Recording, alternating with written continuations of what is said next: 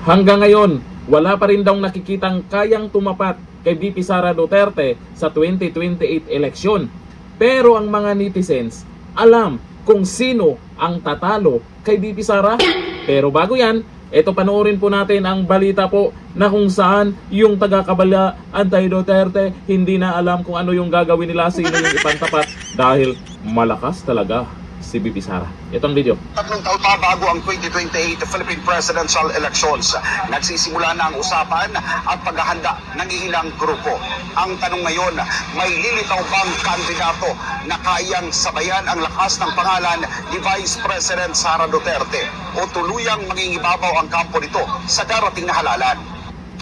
Para sa political strategist na si Malo Tequia, sa ngayon ay wala pa siyang nakikitang politiko o personalidad na kayang tumapat kay Vice President Sara Duterte sa 2028 presidential elections. Anya, mahirap talunin ang isang kandidatong may matibay base ng suporta, lalo na kung ihahambing sa administrasyong ang pinagmamalaking ambag ay mga proyektong infrastruktura gaya ng mga flyover. Dagdag pa ni Tequia, sa gitna ng mga pandaigdigang krisis, kabilang ang tensyon sa Middle East, wala pa umanong lumilitaw na leader sa bansa na tunay na namumukod tanging sa pambansang politika. Sa kabila rin umano ng limitadong pondo na ibinigay sa Office of the Vice President, patuloy pa rin ang pagtatrabaho ni VP Sara.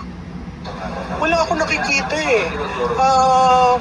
Kung sakaling meron, lalo na itong papasok na atin, dapat nabubukod tangi yung taong yon. Kasi si BP naman, trabaho na nitong trabaho, kahit paliit ng budget niya, pero nararamdaman ng tao yung trabaho niya compared dito sa ang pinaka-biggest na in-inaugurate, flyover. Diba? Parang ang hirap mo namang tanggapin na gano'n na lamang ang nangyari sa Pilipinas. Para naman kay Davao City Councilor Danilo Dayanghirang, may nakikitang pag-asa ang maraming Pilipino sa planong pagtakbo ni Vice President Duterte sa pagkapangulo at baguhin ang kasalukuyang estado ng pamamahala sa bansa. Ngayon, nakikita nila sa dulo ng kuweba, at the end of the tunnel, there's light, na meron palang leader pa tayo na lumabas. Meron pa na tayong gawing agent of change sa pagbabago. And yun yung nangyari. And everybody's happy about it. So meron na sila ngayong pipilian. Yung maintain the status quo or baguhin itong nangyayari sa ating bansa ngayon. Alam na ng taong bayan. Samantala, sa kabila ng mga umano'y political persecutions, kahanga-hanga pa rin anya ang Vice Presidente dahil patuloy itong tumatayo sa kabila ng matitinding hamon. Vice President Sara is very strong. Nakakatindig yung dalawang paa pa niya sa dami-daming problema. Pero kayang-kaya ni Vice President. And we need to pray more para sa ating bansa. Ayon naman kay Wendell Cabrera ng Kilusang Pagbabago Pilipinas, dapat na rin kabahan ang mga kalaban sa politika dahil mismong taong bayan na umano ang nagtutulak ng suporta para sa pangalawang Pangulo. They should be shaking in fear right now.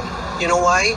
Because this is grassroots taking up, using their power. No, this is not maleta. This is not maleta power. This is grassroots. Ordinary people on the ground right now are standing up, voicing out their concerns, their protest in a very peaceful way, and so that's why we are going to unite all these groups and use a one common messaging to move forward.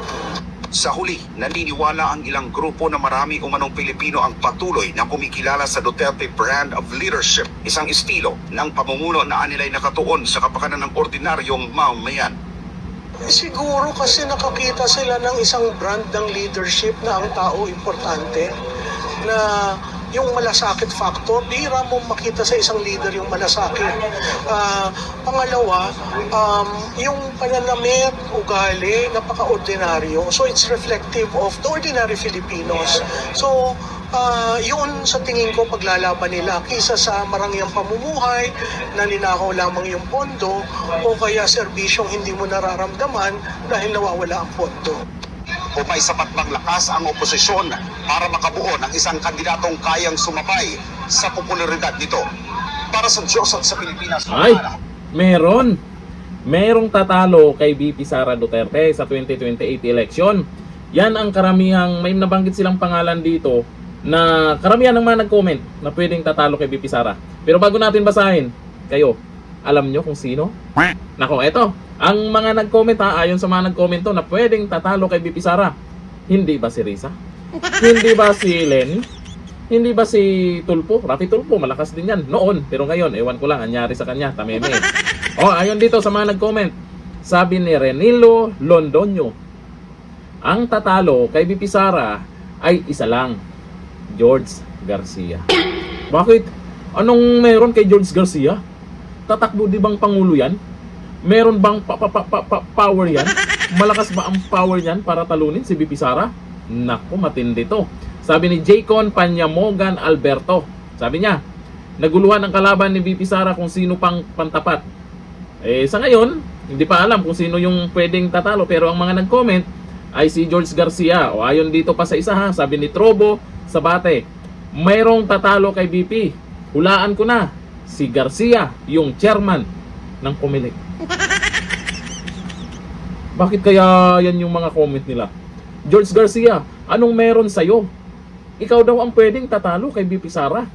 Ang lakas mo siguro. May power ba to? Anong power niya? Nako, kabahan tayo dyan. Kahit pa iboto ng taong bayan si BP Sara para ilagay sa Malacanang. Pero mukhang malakas daw si George Garcia. Siya daw talaga ang tatalo kay BP Sara. Bakit? Papayagan ba natin na gagamitin yung power nila para talunin si BP Sara? Dito lang, thank you. Bye-bye.